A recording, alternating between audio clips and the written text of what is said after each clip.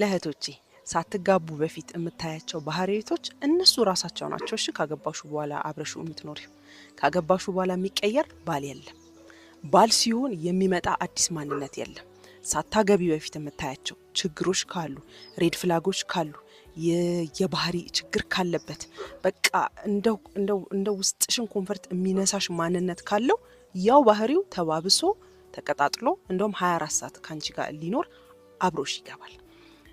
እኔም ቃል እገባለሁ ብለሽ ኪዳን እስካልተጋባሽ ድረስ ከየትኛውም ሪሌሽንሺፕ መውጣት ይቻላል። ከየትኛው ማህበረሰቡ አግቢ እያለ የሚገፋሽ ማህበረሰብ ኑሮሽን አይኖርልሽም። የምትኖሪው አንቺ ነሽ። አንቺ ራስሽ ነሽ ህይወትሽን መስዋዕት የምታደርጊው። ስለዚህ ሳታገቢ የምታይበት ባህሪ ካለ ሱሰኛ ከሆነ ሱሱን አይተው። በቃ እንደዚህ የሴት አመል ካለበት የዝሙት አመል ካለበት አይተውም። ስለ አንቺን ስላገባ አይረጋጋም። ሰው መጀመሪያ በራሱ ተረጋግቶ ራሱን ሰርቶ ነው ትዳር ውስጥ የሚገባው። ምክንያቱም ትዳር ውስጥ ደግሞ ሲገባ ሌላ የሚሰራው አካል አለ። ሌላ ሊሰራራ በቃ በጣም ብዙ የሚደረግ ብዙ ነገር አለ። ስለዚህ መጀመሪያ ራሱን ያልገዛ ራሱን ያልሰከነ ባል ወንድ ገብቶ ጥሩ ባል አይሆንም። ብዙ ብዙ ብዙ እህቶች ዋጋ እየከፈሉ ያሉት ሳገባ አስተካክለዋለሁ ብለው ነው። አይደለም ስታገቢ ልታስተካክዩ ቀርቶ አብረሹ እየኖርሽ 24 ሰዓት አብረሹ እያለሽም አታስተካክዩ። ሰውን የሚለውጠው እግዚአብሔር ብቻ ነው። ስለዚህ አይናችሁን ጨፍናችሁ አላየሁም አሉ ዝሆኑን፣ ቤት ውስጥ ያለውን ዝሆን አላየሁትም።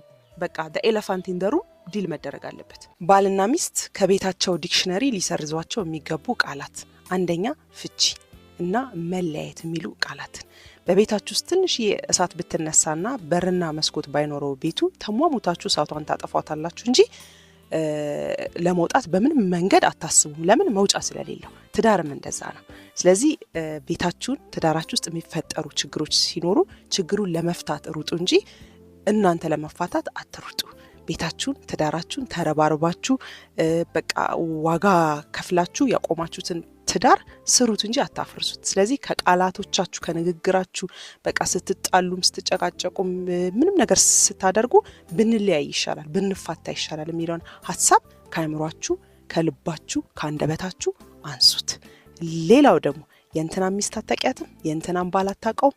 ይሄ የመጨረሻ ገዳይ ቃል ነው። በትዳር ውስጥ እንደዚህ ቃል የሚገድል ነገር የለም። በቃ ባልሽ የሚችለውን ሁሉ ለቤቱ እያደረገ ነው፣ እየሞከረ ነው፣ እየመከርሹ ነው፣ በቃ ሰፖርት እያደረግሹ ነው፣ እየተሰራራችሁ ነው። ሚስት የምትችለውን ሁሉ ለቤቷ፣ ለትዳሯ፣ ለልጆቿ ማድረግ ያለበትን ነገር ሁሉ እያደረገች ነው። እንድታደርግ ደግሞ እየረዳሃት ነው። ስለዚህ የማንንም ሰው ስም ማንሳት አስፈላጊ አይደለም። የትኛውም ሰው የእናንተን ህይወት ሊመስል አይችልም። እያንዳንዱ ሰው ኬዙ ይለያያል። ስለዚህ በፍጹም የሰው ሚስት የሰው ባል እያመጣችሁ ቤታችሁ ላይ አታነጻጽሩ። ልክ ልጆችን ማነጻጸር እንደሌለብን ከሌላ ልጆች ጋር ማለት ነው፣ ስሜታቸውን እንደምንጎዳው ትዳር ውስጥም በፍጹም የትዳር አጋራችሁን ከሌላ ሰው ጋር አታነጻጽሩ። ሳታገቢው አይተሽ ከተጋባሽ በኋላ ሊለወጡ የማይችሉ ባህሪያት፣ አንደኛ በንግግር መሀል በምታወሩበት ሰዓት ወደ ዱላ የሚሄድ ከሆነ ጠረጴዛ የሚደበድብ ከሆነ በቃ ሊመታሽ የሚፈልግ ከሆነ ከገባም በኋላ አይለወጥም። ይሄ መሰረታዊ የሆነ የባህሪ ችግር ነው። ኮሚኒኬሽን ስኪል ይጎለዋል ማለት ነው። ተነጋግሮ ሰውን አስረድቶ ችግሩን መፍታት አይችልም ማለት ነው። ስለዚህ ከገባሽ በኋላ በደንብ አድርጎ ይደበድብሻል። የዱላ መንፈስ ካለበት አትግቢ። በቃ እንደዛው ነው የሚቀጥለው። አይስተካከልም ካገባሽ በኋላ። ሁለተኛ እግዚአብሔርን የማይፈራ እግዚአብሔርን የማያውቅ ለመንፈሳዊ ነገር ምንም አይነት ቦታ የሌለው ሰው ከሆነ እንደው እግዚአብሔር እንደው ነክቶት እንደው ካልተለወጠ በስተቀር የመለወጥ ነገሩ በጣም ሬር ነው። ስለዚህ ያለውን ለእግዚአብሔር ያለውን ነገር እግዚአብሔርን ከወደደ እግዚአብሔርን ከፈራ አንቺን ማክበር አንቺን መውደድ ትዳሩን መውደድ አያቅተው። ሶስተኛ የትኛውም አይነት ሱስ ካለበት ሁሉም አይነት የመጠጥ ሊሆን ይችላል፣ የማምሸት ሊሆን ይችላል። በጣም ረጅም ሰዓት ከጓደኞቹ ጋር በጣም የሚያመሽ በቃ ከሳምንት እስከ ሳምንት የሚያመሽ ከሆነ የሚጠጣ የሚያጨስ የሚቅም የሴት ሱስ ካለበት አብራችሁ እየሄዳችሁ ዞር ብሎ ሌላ ሴት የሚያይ ከሆነ አርቆ አይኑ የሚቀላውጥ ከሆነ አይስተካከልም፣ ይቀጥላል በዛው። ስለዚህ እንደዚህ አይነት ነገር እያየሽበት አትግቢ ግድ የለሽም እህቴ። በቃ ይሄ አይቻለሁ ግን አላየሁትም ብለሽ እንደዚህ አይንሽን ይዘሽ ህይወትሽን መስዋዕት አታድርጊ። ይሄ ሰው የልጆች አባት የሚሆን ሰው ነው። ያንቺ ባል የሚሆን ሰው ነው። ቤተሰብሽ ፊት የምታቀርቢው ሰው ነው። ቤተሰቦች ለፍተው ዋጋ ከፍለው አሳድገውሽ እንደዚህ አይነት ሰው ላይ አትውደቂ የኔ ቆንጆ። በቃ በጣም ወድሻለሁ ሊልሽ ይችላል፣ አፈቅርሻለሁ አይደለም። ፍቅር መስዋዕትነት ነው። ለምትወጁ ሰው መለወጥ ካለብሽ ሳትጋቡ ተነጋግራችሁ ተለውጦ አይተሽ ተማምነሽ ነው መግባት ያለብሽ። ምክንያቱም ትዳር ለመፈታት አይደለም የተሰራው። ፕላን ቢ የለውም። ከገባሽ በኋላ አትወጭበትም። ሪሌሽንሺፕ ግን ትናንትና እንዳልኩት እኔ እከሌ ቃል እገባለሁ ብለሽ ትዳር ኪዳን እስካላገባሽ ድረስ በማንኛውም ደቂቃ በመጨረሻዋ ሰከንድ በሰርግሽ ቀን እንኳን ካንስል ልታደርጊው ትችላለሽ። ስለዚህ አደራችሁ እህቶቼ አስተውላችሁ ግቡ። አሁን ላይ የምናያቸው የትዳር ችግሮች ሁሉ የሚመነጩት ሳይጋቡ ያዩዋቸውን ትልልቅ ነገሮች፣ የማይለወጡ ነገሮች አይተው እየገቡ ነው። አብሬው እኖራለሁ ችግር የለብኝም የምትያቸው ቀላል ነገሮች አሉ። እነሱን ችግር የለውም ተቀበለሽ ግቢ። እነዚህ ግን ዋና ዋና ነገሮች ናቸው። አንዳንድ ሰው 9 ዓመት አጥንቻታለሁ እና በጣም በፍጮኝነት ይሄን ዓመት ቆይተናል ሲል አቤት ታድላችሁ እንዴት ሆነላችሁና ይላል። ይሄ እርግጥ ሊያስደንቅ የሚችል ነገር ነው፣ ግን 2 ዓመት ነው የሚደረግ ስጋዊ ፍትወት እንዳያሸንፋቸው ከሚገባቸው ክብር በመቆየታቸው ምክንያት ቅድም እንዳለው ከተጋባን አይቀር በሚሉ ሌሎች ነገሮች እንዳይወድቁ ለማድረግ ነው።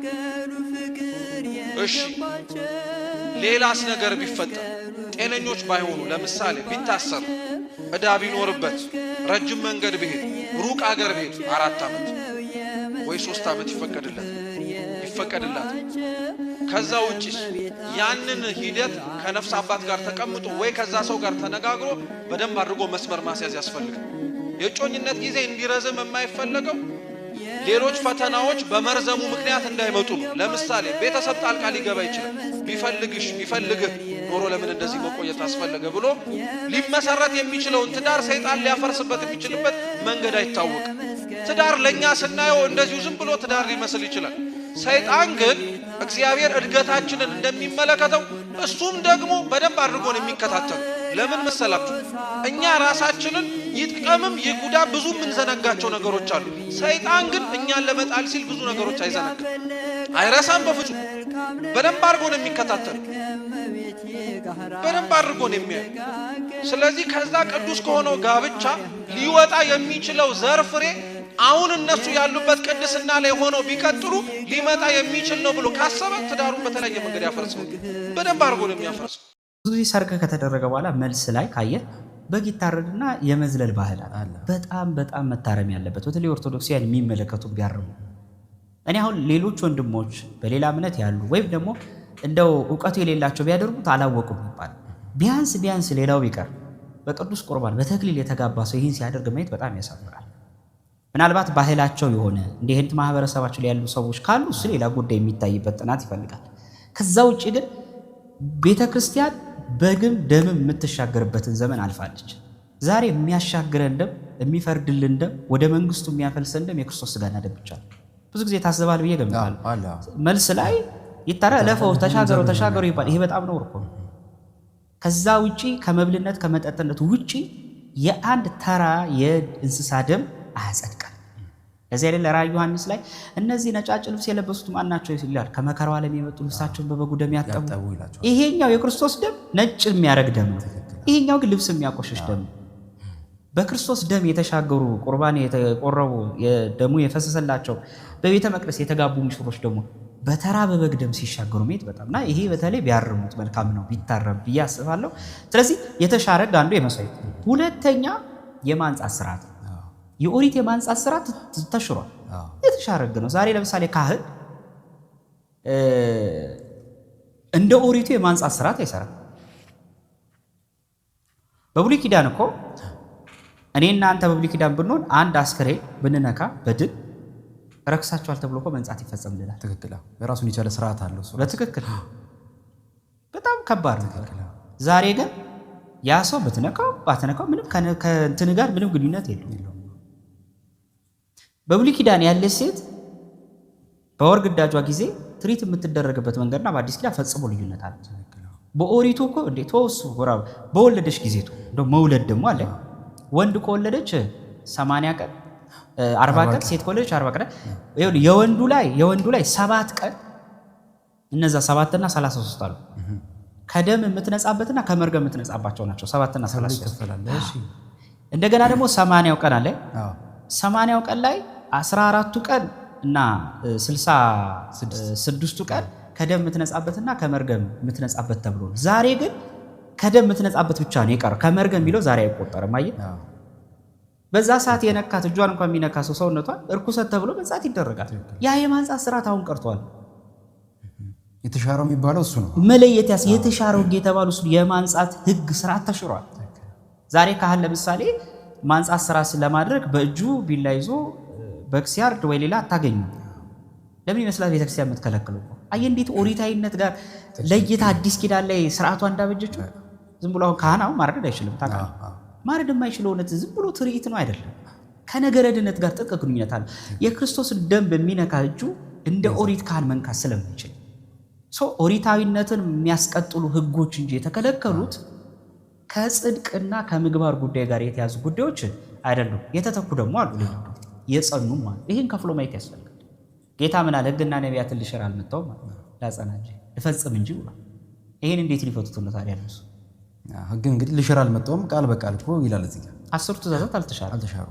እዚህ ጋር ራሱ እኮ ያለ ህግ ስራ ምናምን የሚለው እነሱ 10ቱ ትእዛዛትንም ነው የሚከቱት እዚህ ስር 10ቱ ትእዛዛትን ደግሞ ከከተቱ ከባለቤቱ ጋር ነው ጸብ እየገቡ ያሉት። የመጀመሪያው ህግ ምን ይላል? ከኔ በቀር ሌላ አምላክ አታምልክ። ስለዚህ ማምለክ ይቻላል ይሉ ነው።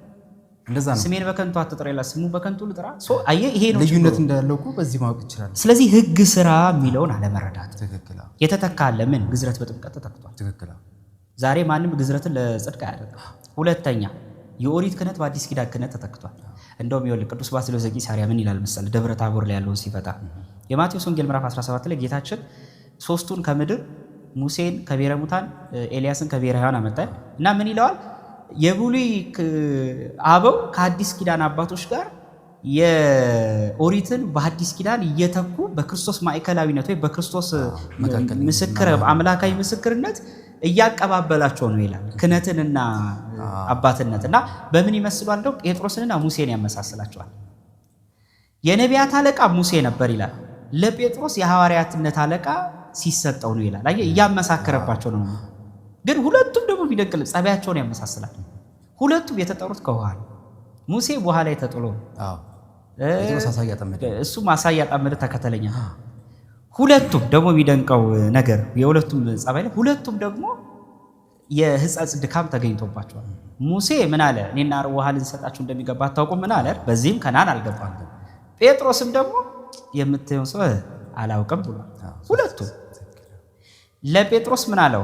ለሙሴ ምን አለው? በአለት ላይ ቆመ ታየኛለህ አለ። በአለት መካከል ቆመ። ጴጥሮስ ምን አለው? አንተ አለት ነህ፣ በአንተ አለትነት ቤተክርስቲያንን መሰረት አንጻታለሁ ብሎ ያመሳስላቸዋል። ሁለቱም ኤልያስንና ደግሞ ዮሐንስን ያመሳስላል። ሁለቱም ደናግል ነበሩ። ሁለቱም ሞትን አልቀመሱ። ሁለቱም ደግሞ እሳትን ማውረድን ታይቶባቸዋል። ዮሐንስ ከያዕቆብ ጋር ሆኖ ምን አለ? እነዚህ እሳት አውርዳ አጥፋቸው አለ። ኤልያስስ ምን አለ? ደግሞ ራሱ ደግሞ እሱ በተግባር እሳት አውርዷት። ግን አሉ ሊቃውንቱ ዮሐንስ ያወረደው እሳት ግን ሰማያዊ የሆነ የአካላዊ ቃል ምስጢር ነው ያወረደው እሳት ይሉታል። ኤልያስ ካወረደው እሳት ዮሐንስ ወንጌል ያወረደው እሳት ይበልጣል ይላል። እንዲህ አድርገው እና ባስልዮስ ምን ይላል?